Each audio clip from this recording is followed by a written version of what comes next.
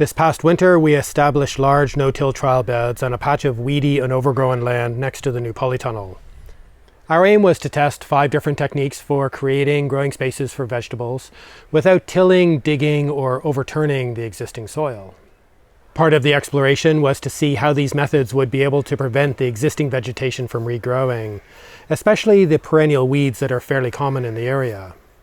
A few months later, it was obvious that this had failed, at least for large sections of the growing space, and now I need to figure out the best way to proceed.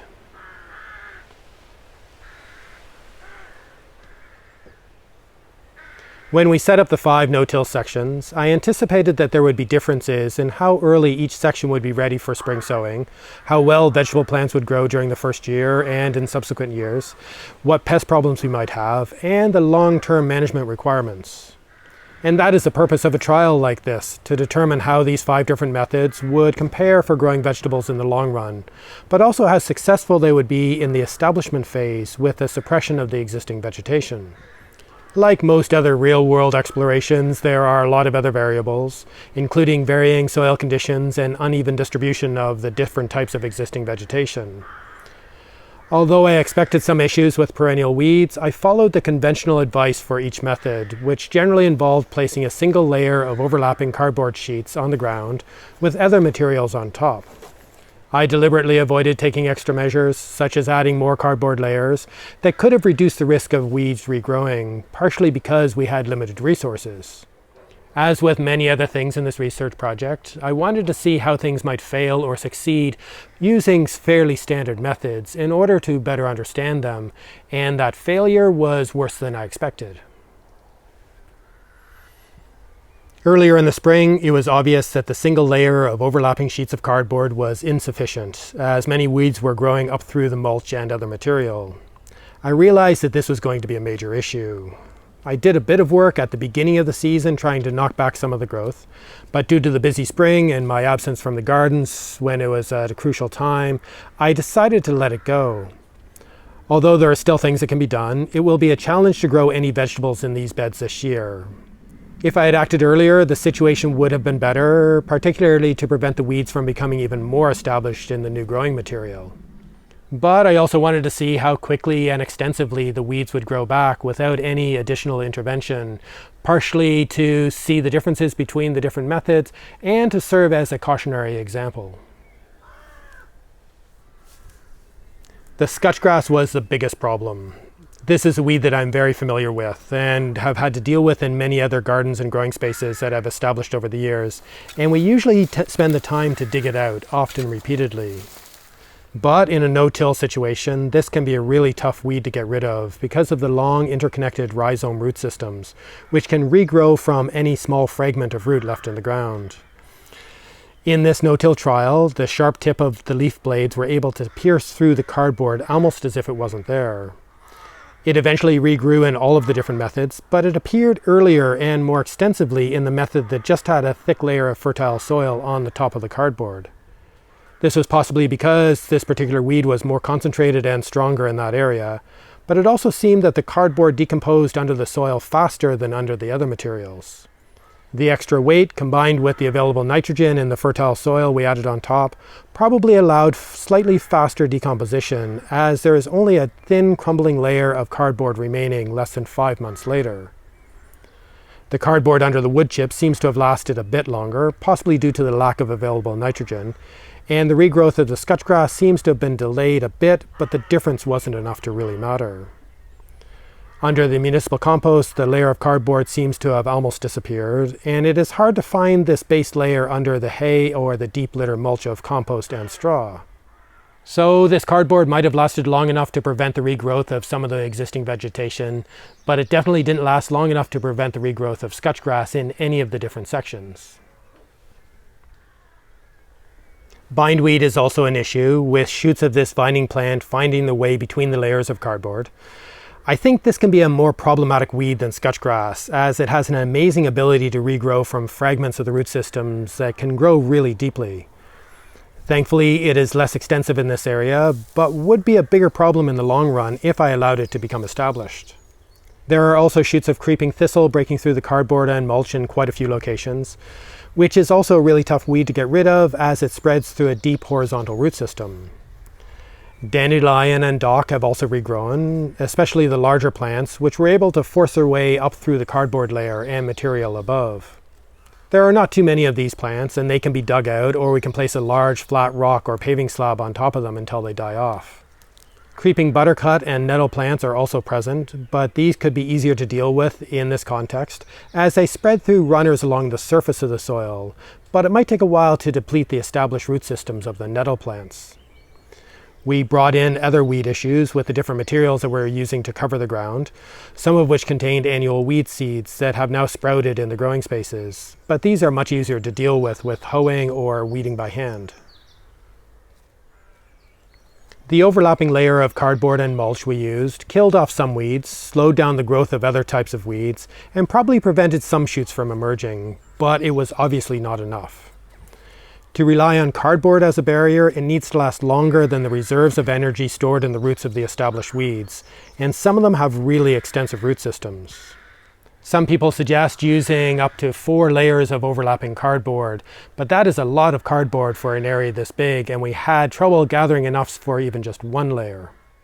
More layers probably would have eliminated more weeds and really slowed down the emergence of others, but I suspect that even 4 layers would not have eliminated the established patches of scutch grass. Once the cardboard gets wet and starts to decompose, it becomes a lot easier for the sharp blades of the scutch grass to pierce through this barrier. I think part of the issue is we covered the ground at the beginning of our relatively mild winters, when most of the plants were dormant, and the cardboard had already decomposed a bit when the weeds started to regrow. Using the same material and methods when the weeds were actively growing in the spring or summer probably would have been more effective, especially if it was not so wet. And using a type of mulch over the cardboard that did not contain a lot of nitrogen would probably delay the composition and allow the cardboard barrier to last for even longer. But working to maintain this barrier for long enough to kill off the weeds also means that the roots of the vegetable plants that we want to grow would have difficulty getting through this barrier and into the soil below. There are probably ways around this, but the longer this barrier needs to last to kill off the weeds, the longer we should probably delay growing a lot of types of vegetables. Another approach would have been to weaken or eliminate the problematic weeds before covering the ground with cardboard and mulch. Mowing the area regularly for at least a year would have seriously weakened or even killed off plants such as bindweed and creeping thistle, as they can't handle being cut so low so frequently. Unfortunately, the scutch grass can still thrive in these conditions. Alternatively, we could have covered the entire area with a tarp for an extended period during the growing season last year to weaken the root systems of these weeds before covering with cardboard and mulch. Part of the area had been covered in this way for the entire growing season last year to store the bales of hay and straw that were eventually used, and the outline of where the tarp had been is visible in the pattern of scutch grass that regrew. The tarp reduced the strength of the weeds, but it wasn't in place long enough or covered a wide enough area to eliminate them. If I was to do it again, I would want the entire area covered with a tarp or ground cover fabric to weaken the plants for at least a year. The other option would have been to dig over the full area first, removing as much of the massive weed roots as we could. And if we dug it over during the growing season last year, it would have been better to leave it long enough for the root sections and fragments that we missed to resprout so that we could dig them out again before covering with cardboard and mulch.